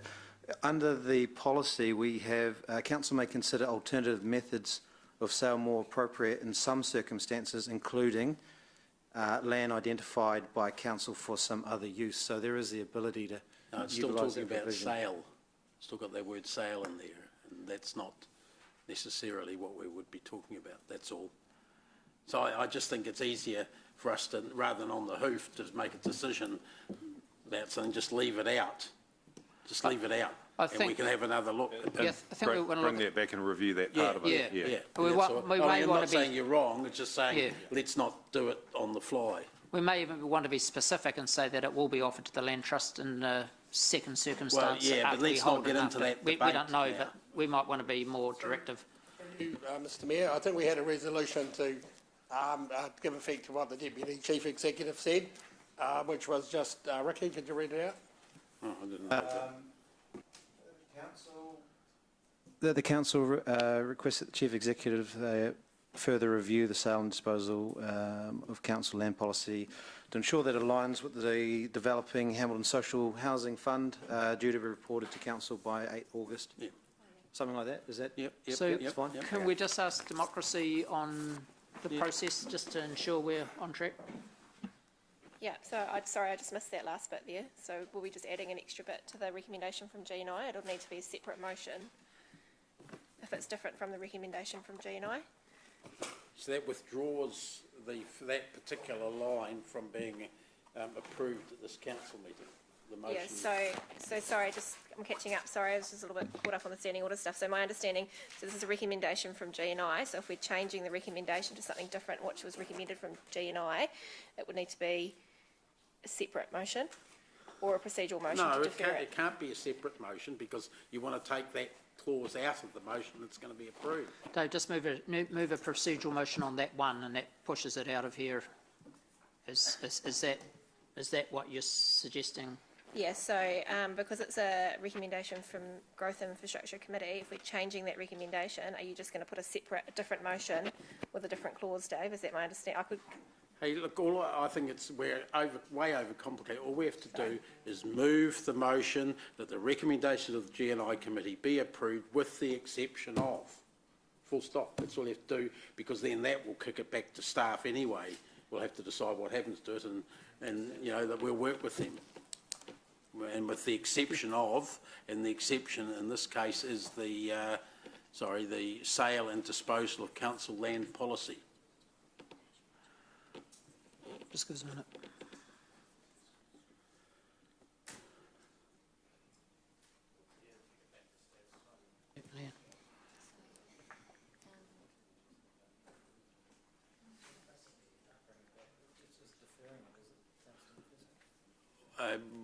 It may never come back. It's not necessarily, it's not deferring to a date, it's just, staff can decide whether.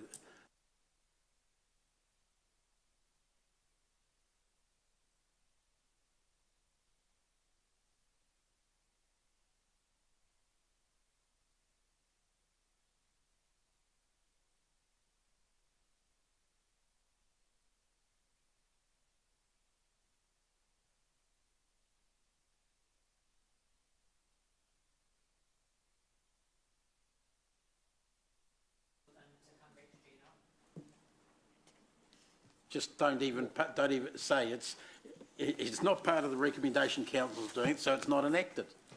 Why are we complicating it? I'm sorry, Councillor McPherson, I've clearly picked the wrong time to go out of the chamber. So, yeah, absolutely. So I'm frantically trying to catch up. If you give me 2 seconds, I'll just... my observation would be that a recommendation from the GNI is what GNI resolved. So it's just a question of how we treat that. But I will be able to come up with an option. I just need to think for a second. The fact is that a recommendation from GNI is not a motion until someone moves it at this meeting. So I'm not moving that recommendation. I'm moving the recommendation with the exception of that item. Yes, so if you're not moving the recommendation from GNI, you're putting a motion up. That's what you're suggesting? Yeah, that the recommendations of the GNI committee of 12th of February be approved by council with the exception of the item sale and disposal of council land policy. Yep. So just Dave, how does that then come back to well, we've for got us to to decide. read? We don't know So when. I don't know when staff are going to be able to bring it back yet. So obviously Jeff and I have to go and talk with them and say, look, when's a good time? But we don't have to decide that. So now. Dave, you're just leaving it sitting on the table for us to pick up back into GNI later on. Yeah, it'll be reported back to GNI, and I'll undertake to do that in the chair's report if I have to. All right. The So GM's report would we've got the cover it motion anyway. sorted. Yeah, you've got the wording. Yep, Yeah, seconded by needs a Jeff. seconder for my. Yeah, Jeff. Thank you. All right. So, okay, you ready to put that? Yeah. Okay, all those for? Yep. Any against? Carried unanimously.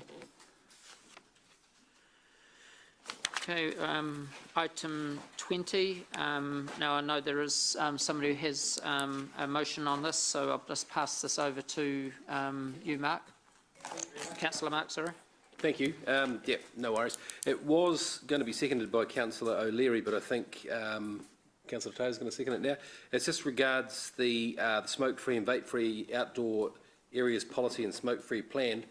What I'm suggesting is that we actually remove the references to vaping, so it becomes a smoking policy. So this way we can keep the amendments that Dave wanted in about where we have the smoke-free policy, and that we revisit it in about a year when we've actually got some information on it or some research on it. My concern is that we are perhaps making this decision a little bit prematurely without the proper evidence. We had the DHB here saying, well, we haven't actually got any research on it, and I think we might be making the vaping decision just a little bit early. So I'd suggest we revisit it in about a year's time when we've got more information from our partners at the DHB. So the motion would have to read that you remove any references to vape-free being included within the policy, something like that, wouldn't it? Yeah, absolutely. So the difficulty is, can we still call it smoke-free and vape-free outdoor policy, or do we just call it the smoke-free outdoor policy? Just call it smoke-free? Yeah. I just want to go to Councillor Ryan as the deputy of the committee. Do you want to put the motion as it is in the first instance? And then that will leave the door open for an amendment from Councillor Mark? Yeah, keen to close that door though, but... So... yeah, I'm happy to, if I've got a second. So you want to put the staff recommendation, don't make a recommendation in here? Yeah, should we do it separately, 3 and 4 then as separate items? Yes. That's the only one I'm debating Yep, so so you're putting the motion, and is there a seconder for councillor Ryan? Councillor Rob? Okay, now, what is the wording of your amendment? So my amendment is basically that, well, it will just be A of that then. Approves the 2019 smoke-free outdoor areas policy, smoke-free plan with removal of all references to vaping, and notes that this policy is to be revisited in a year should medical evidence suggest that second-hand vape is harmful to people in likely proximity, because that was the issue and there was no evidence, but there may be. Okay, so seconder for councillor Mark? Yes. Okay, so we're taking this in parts. So we're just taking the first bullet point first. You're happy with where I'm going here, Leanne? Thank you. Yes, certainly. So we've got the motion, we've got the amendments. Councillor? What's interesting that... Are we okay to go straight to debate here? Thank you. Okay.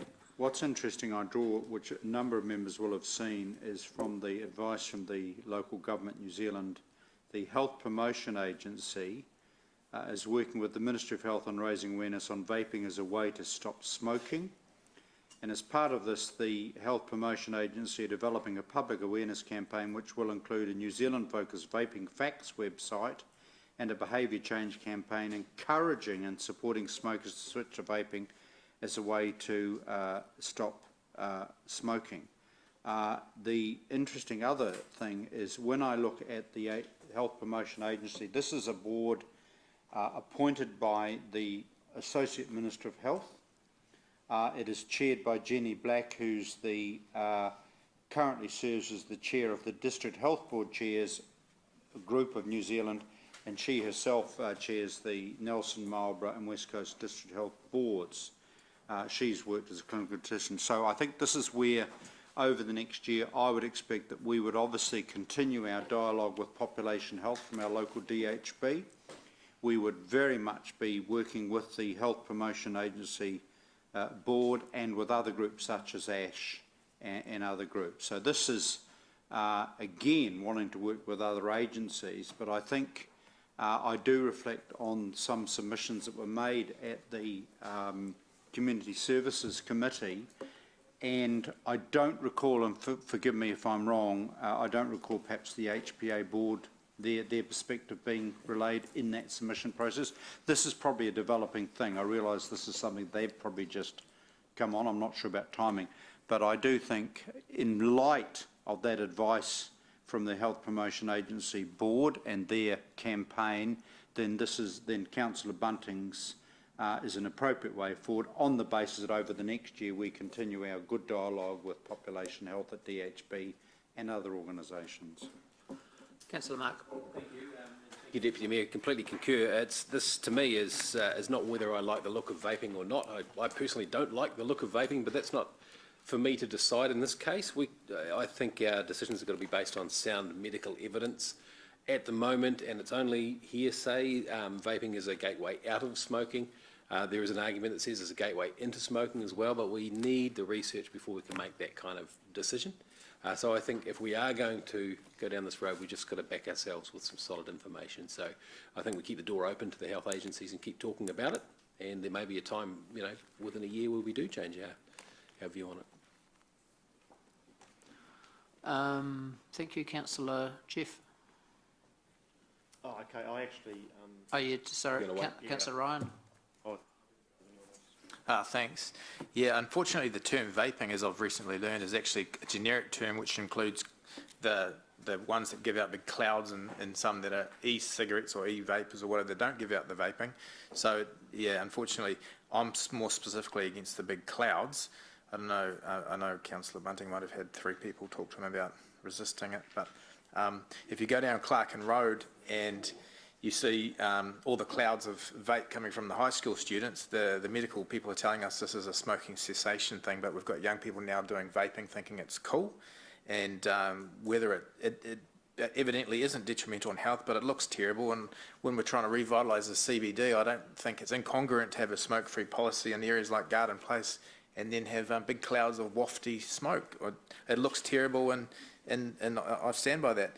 I also think that Councillor Bunting's amendment is full of smoke because he talks about medical evidence, but as we know, you can get medical evidence both ways, and I think his amendment should go up in smoke as well. Go up in favour.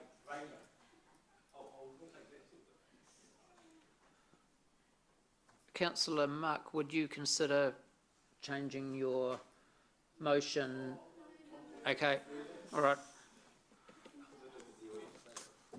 Well, we're addressing a year's time either way. Right. Okay, Councillor Siggy. Thank you, Mr. Chair. Just really quickly, I totally agree with Councillor Ryan. I have to admit, we're talking about medical evidence. The medical evidence has always been way behind everything else. So I'm not going to wait till they finally find out, or the Minister of Sickness finally finds out that he's actually wrong again. So I'm happy to go along with the motion. Thank you. Some of them have got fluoride in it. Councillor Absolutely, Jeff. loads of it. Yeah, look, I personally don't feel qualified to make a decision on vaping at this stage. It is pretty new. And as Councillor Bunting says, there isn't a lot of research done on it yet. There is some, but there's not a lot. And Councillor Henry talks about don't want to wait for it. Well, we're only talking about waiting for a short time. We're not talking about waiting 20 years before people discover that smoking kills you.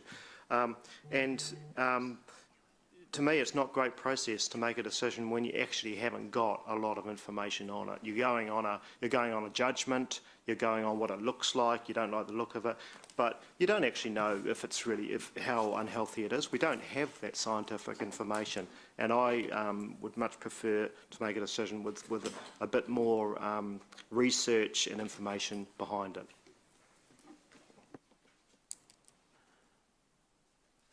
Councillor James.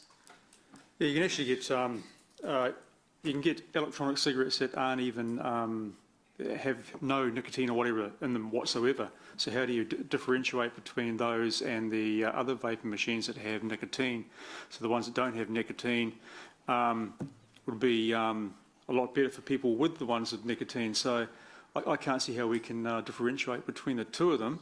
And if we're going to just ban things because it looks bad, then you'd ban Hyundais, wouldn't you? Thank you.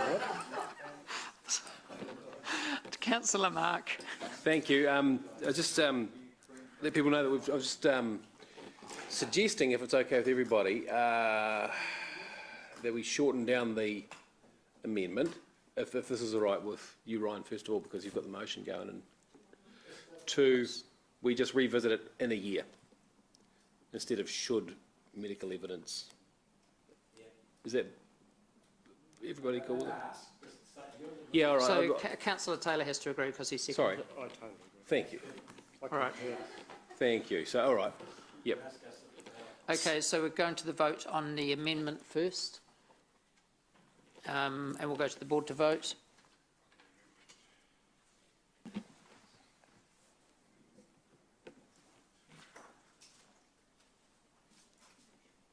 The amendment is carried 7-4, 3 against. So the amendment becomes a substantive motion. We're voting now on the motion.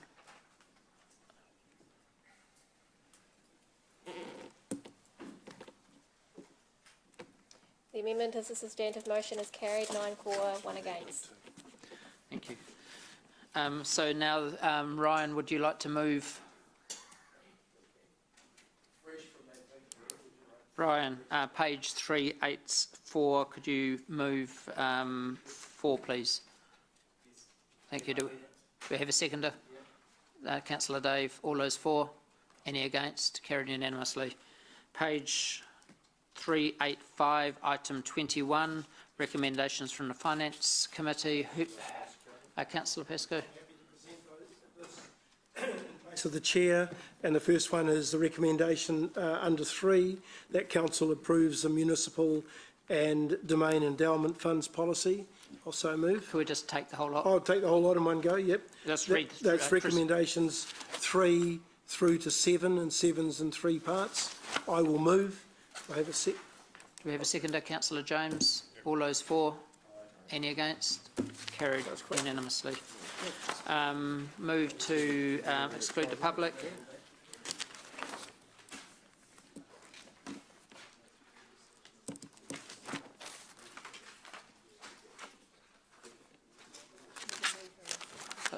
Moved by myself, seconded by Deputy Mayor. All those for, any against? Carried unanimously. Okay.